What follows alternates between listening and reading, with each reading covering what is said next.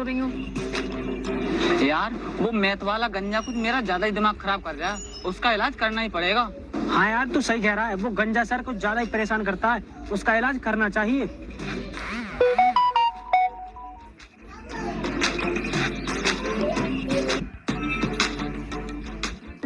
ए रुक, तू इसमें नहीं बैठ सकती।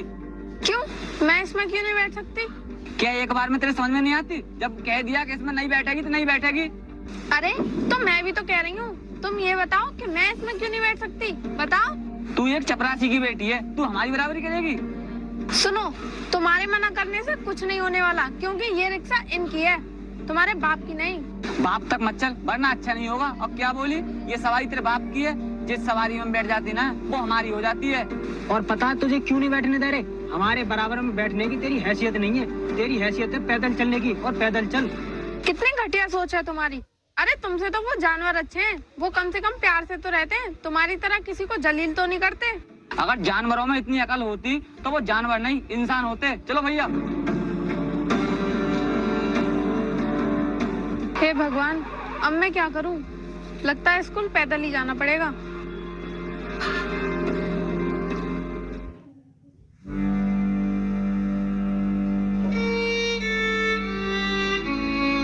बेटी तू इतनी जल्दी घर कैसे आ गई? तू तो सुबह स्कूल गई थी। कुछ नहीं पिताजी, ऐसे ही आ गई। लेकिन बेटी तू ऐसे क्यों आ गई? और हाँ, तू इतनी उदास क्यों है?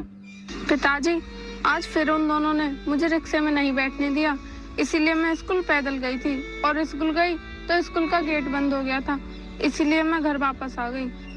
बेटी तू चिंता मत कर, मैं उनके घर जाकर उनकी शिकायत करूंगा और प्रिंसिपल साहब से भी शिकायत करूंगा कि मेरी बेटी को ये लोग क्यों परेशान करते हैं। बस बेटी तू ये बता, तेरी तो कोई गलती नहीं है? पिताजी, मेरी तो कोई गलती नहीं है, मैंने तो सिर्फ बैठने के लिए रिक्शा रुकवाया था, लेकिन उन दोनों ने तो मुझे बैठने ही नहीं दिया। और पता है क्या कह रहे थे? क्या कह रहे थे वो कह रहे थे कि तेरा बाप चपरासी है, तेरी हैसियत नहीं है हमारे बराबर में बैठने की, इसीलिए उन्होंने मुझे बैठने ही नहीं दिया। बेटी तू अंदर जा, मैं शिकायत करने उनके घर कल जाऊंगा, ठीक है?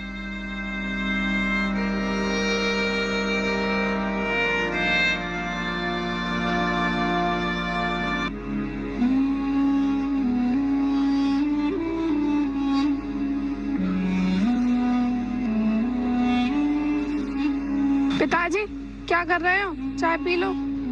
बेटी मैं चाय बाद में पीऊंगा, पहले उनके घर उनकी शिकायत करने जा रहा हूँ, क्योंकि इस समय सब घर पर मिलेंगे। पिताजी, आज कोई कहीं नहीं जाएगा, क्योंकि आज संडे है, सब घर पर ही मिलेंगे, तो आप चाय पीकर ही चले जाना। ठीक है बेटी, तो चाय पीकर चला जाऊंगा। जा लिया चाय।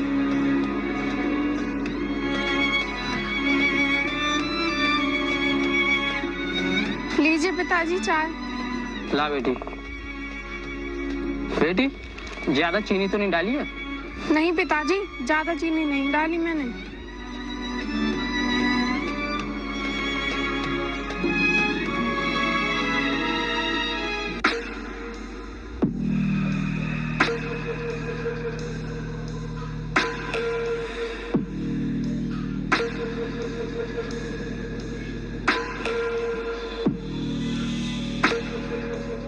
नमस्ते साहब। अरे तुम यहाँ कैसे? कुछ काम था क्या?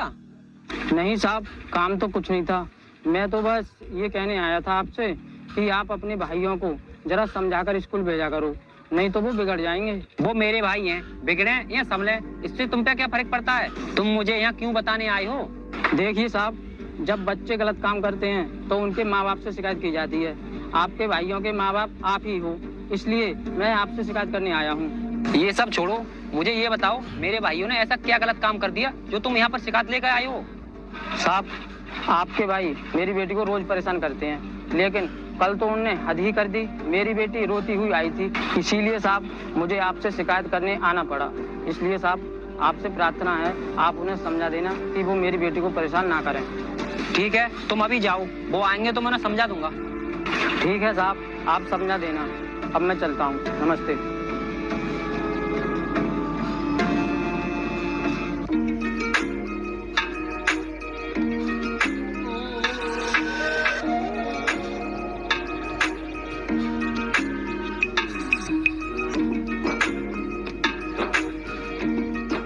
पिताजी आ गए आप बैठिए, मैं आपके लिए खाना लेकर आती हूँ।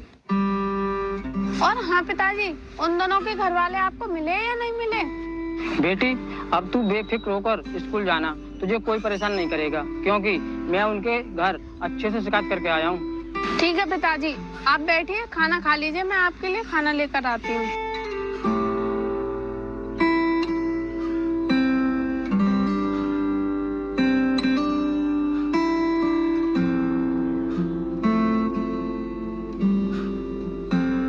ठीक है बेटी, अब तू जाकर अपनी पढ़ाई कर।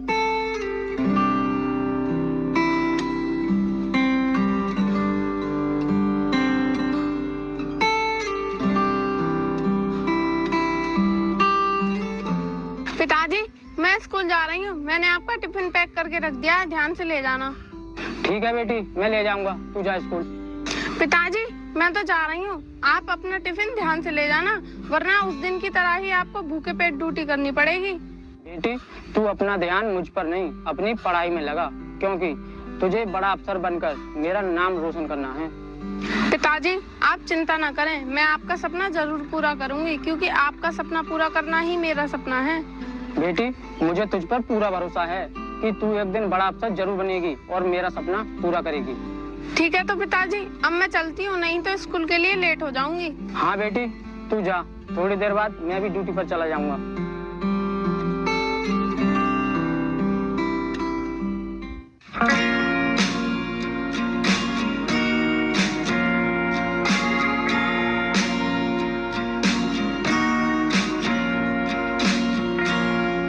नमस्ते भैया, हम कॉलेज जा रहे हैं। कॉलेज जा रहे हो? तुम मुझे ये बताओ, उस चपरासी की बेटी को क्यों परेशान करते हो? वो मुझसे शिकायत कर रहा था। भैया, हम तो किसी को परेशान नहीं करते, वो ऐसे ही शिकायत कर रहे होंगे। देखो, किसी को परेशान करना अच्छी बात नहीं होती, जाओ अब।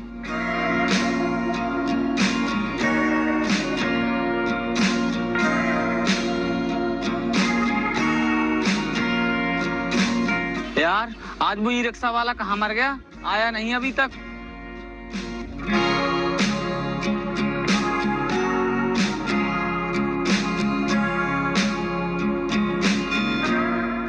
ई रिक्शा वाला तो नहीं आया, ये चपरासी जरूर आ गया जिसने हमारी भैया से शिकायत की थी। हेलो अंकल, जल्दी में हो क्या? जरा हमारी भी बात सुन लो। हाँ सुनाओ, क्या सुनाओगे? ये बताओ, तुम्हारी हिम्मत कैसे हुई हमारे घर जाके शिकायत करने की? अगर तुम्हें शिकायत ही करनी तो हमसे करते, हमारे घर क्यों गए? बेटे, मैं तुम्हारे घर इसलिए गया था क्योंकि जब बच्चे शैतानी करते हैं तो उनकी शिकायत उनके माँ बाप से की जाती है, बच्चों से नहीं, समझे? लेकिन हमने ऐसा क्या कर दिया जो तुम हमारी शिकायत लेकर हमारे भाई के पास पहुँचे?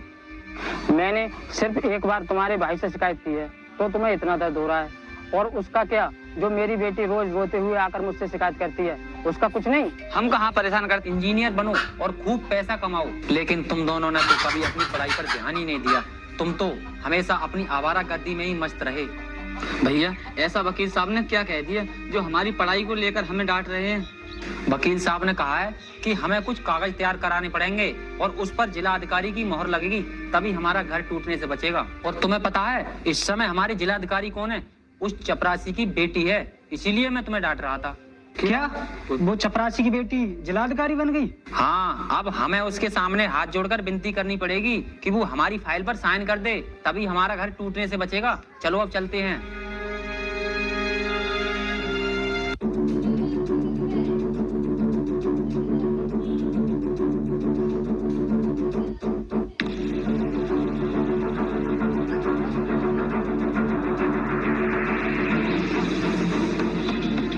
अरे, आप लोग यहाँ कैसे? अरे कैसे क्या, हमें आपकी मदद की जरूरत है। अरे साहब, क्यों मजाक कर रहे हो? मैं भला आपकी क्या मदद कर सकता हूँ? मैं तो एक मामूली चपरासी हूँ। देखो, पहले जो कुछ हुआ उसे भूल जाइए और अपनी बेटी से हमारी सिफारिश कर दीजिए कि इस फाइल पर साइन कर दे। लेकिन ये फाइल किस चीज की है? ये कागज हमारे घर के हैं, अगर इन कागजों पर आपकी बेटी साइन कर देती है तो हमारा घर टूटने से बच जाएगा, और अगर आपकी बेटी ने इन कागजों पर साइन नहीं किए तो सरकार हमारा घर तोड़ देगी।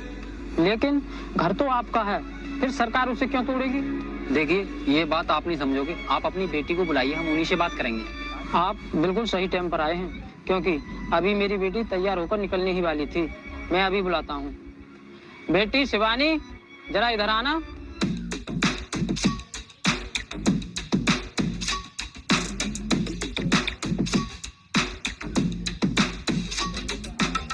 मिस्टर राणा, कैसे आना हुआ? बेटी, ये लोग इस फाइल पर साइन कराने आए हैं क्योंकि सरकार इन बेचारों का मकान तोड़ रही है। अगर तुम साइन कर दोगी तो इनका मकान नहीं टूटेगा। पिताजी, आपको ये लोग बेचारे लग रहे हैं? आप शायद भूल गए हो, इन्होंने मेरी और आपकी कितनी बेइज्जती की थी। देखिए, पहली बातें भूल जाइए, इसके लिए हम माफी चाहते हैं। आप कृपया करके हमारी इस फाइल पर साइन कर दीजिए, इससे हमारा घर टूटने से बच जाएगा। देखिए, मैं सरकार के मामले में कोई दखलंदाजी नहीं कर सकती, लेकिन आपकी जानकारी के लिए बता दूं, जो आपका घर टूट रहा है ना, इसको तोड़ने के ऑर्डर्स मैंने ही दिए थे। बेटी, माना कि ये बहुत बुरे आदमी हैं, लेकिन इनके घर तोड़ने का ऑर्डर तुम्हें नहीं देना चाहिए था, क्योंकि किसी का घर तोड़ना बहुत बड़ा पाप होता है। पिताजी, आप कुछ नहीं जानते। इनका घर सरकारी जमीन पर बना हुआ है, उसे टूटने से कोई नहीं रोक सकता। मैडम, अगर आप इस फाइल पर साइन कर देंगी तो हमारा घर बच सकता है। हम उसके लिए आपको मुंह मांगी कीमत देंगे ताकि आपको इस खटारा घर में नहीं रहना पड़े। तेरी इतनी हिम्मत, तू मुझे रिश्वत देगा और मेरे घर को खटारा बताएगा? और सुनो, मैं जिला अधिकारी ऐसे ही नहीं बनी हूँ, बल्कि इसलिए बनी हूँ कि मैं जनता की सेवा कर सकूँ और तुम जैसे लोगों से छुटकारा दिला सकूँ। ऐसा है, अपनी औकात मत भूल तू। अब तू जिला अधिकारी बन गई तो अपनी औकात भूल गई। चुपचाप इस फाइल पर साइन कर दे, समझी? तेरी इतनी हिम्मत, तू मेरे घर में खड़ा होकर मुझे ही धमकी देगा? तूने मेरे भाई पर हाथ उठाया?